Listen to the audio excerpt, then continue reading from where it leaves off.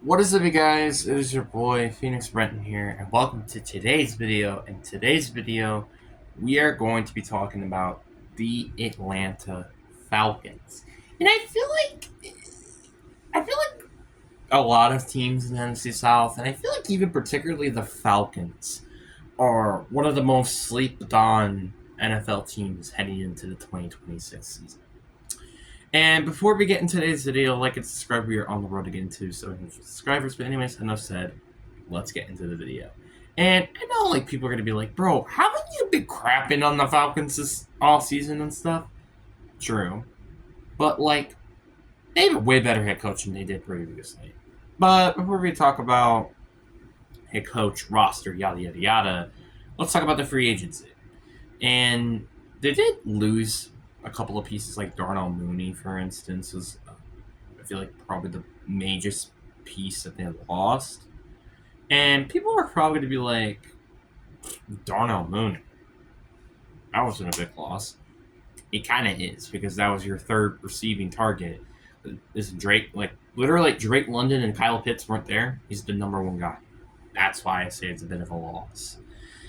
Yeah, they went and add Jahan Dotson. Didn't they add? Yeah, they added Zacchaeus too, but that's kind of it. They also went and add how do you pronounce it? It's the guy. Yeah, Samus Akina or whatever. I don't know how to pronounce that. And I mean, they didn't really do much. I also was Zio Jalari. They didn't like add a lot of big major pieces to this team, but what they did, and I think a good way to describe it, is that they added depth, which is something that this team really needed, which I think was a smart decision, by the way. And then their first pick, which they didn't have their first round pick because of the James Pierce, they went and selected another Terrell, an Avion Terrell, which I think is pretty funny. I think it's pretty nice that they went and got Avion Terrell, even though that was absolutely not what their biggest need, I feel like, was. It's still nice to see that both Terrells are going to be with each other on the same team. I think that's kind of cool because we really haven't seen that. I feel like ever have both like brother or cousins or whatever on the same team. You never really see this before, and I think that's just kind of nice.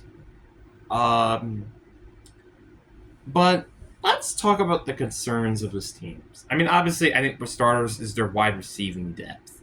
I love Drake London, but like Jahan Dotson, Zacchaeus is your number two. Or Zachariah Branch, who I'm just not a big fan of, not gonna lie. It's just a tiny bit concerning. Defensively, I don't really think I have much concerns with their defense. Like their safety core is elite with Xavier Watts and Jesse Bates, and you have the Terrell brothers. Their edge is pretty solid with Jahan Blocker, James Pierce Jr. If no illegal stuff happens anymore, Samson Econ and Aziz Ojolari, I think is some nice depth too.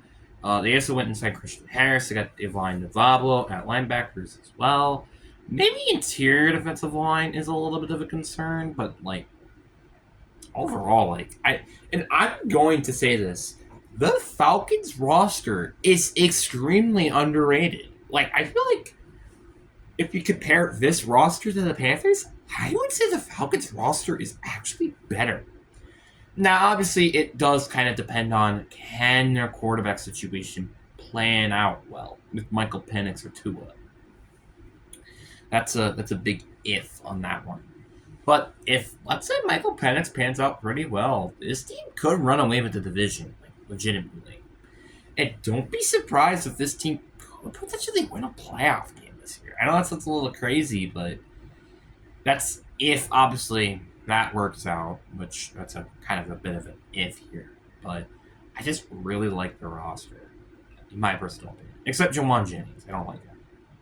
That's like the one big player I'm not too high on. I feel like a lot of people aren't though, so there's that as well. And don't forget though, like from last season too, despite with Raheem Morris, who I don't think was a great hire to begin with, they went and got some upsets last year. Like they beat the Rams, if I'm not mistaken. They beat the Bills, if I'm not mistaken. They also beat the Bucks last year too. Like this is not a team that should be like anything to scoff at. It's not like the Cardinals where it's like, oh, this team is bad. No, this team can really be good, in my opinion. And they're very lucky that they're in the NFC South out of anything. Like, literally to me, I feel like all NFC South teams are in the same category. Like I feel like they're all kind of that has a lot of potential to be a good team, but just like can they actually pull it all together is the question. Like if I really had to summarize each division and I had to summarize the NFC South, I'd say the NFC South are teams that have potential, but they don't really show that potential. That is how I would describe the Falcons in a nutshell. I know that's just a little bit crazy to say, but like that's just what it is. And also, by the way, this running back duo is just freaking hilarious. You got Bijan Robertson and you got Brian Robertson Jr. Come on, it's got to be the most hilarious backfield of all time because you got both people that both have B and I in their first name, and then their Robertson is their last name. I think it's just hilarious. And also, A is their second to last letter in their name. It's just, I'm sorry, it's hilarious. And there was lots of like great talent that like I wish teams like the Packers had kind of like. Jesse Bates is one of the best safeties right now. Xavier Watts, I think, is one of the best young safeties in the league right now. Who's been drafted in the last 3 years. Let me be perfectly clear with that. AJ Terrell is a great corner. James Pierce Jr., he's a great player if he could stay on the field. Jawan Walker has some promise. Christian Harris is solid. Drake London is probably a top 10 receiver in the league right now. Bijan Robertson is a top 5 running back in the league. Zacchaeus is underrated. Kyle Pitts had a great season last year. Drake Matthews is a consistent tackle. Chris Lindstrom's one of the best guards in the league. Like, you kind of see what I mean? This team has some talent. It's, one, can their coaching staff do good, which I think will happen because they have Kevin Stefanski now. Who, by the way, excellent hire. Like, I knew the Browns were going to fire him, but I knew it was going to be a terrible decision. And especially when you're hiring Tom Monken, right? Honestly, worse. Anyway, and you pairing him up with Michael Penix, I think this could be very interesting. I think Michael Penix is a very, very solid player that people just kind of sleep on, in my opinion. So that's my personal opinion of the Atlanta Falcons. And then let's talk about the floors and ceilings. Starting off with the floor. I do think you do get swept by the Carolina Panthers. I think that's just kind of an easy thing to assume. And the Bucks as well. I think you get swept by both of those teams with their floor. And I also believe you split the series with the Saints. So already this team is what, 1-5 or something like that. You do lose to Pittsburgh on the road. You lose to Green Bay on the road. You lose to Baltimore at home. You lose to Chicago at home. You lose to the Niners at home.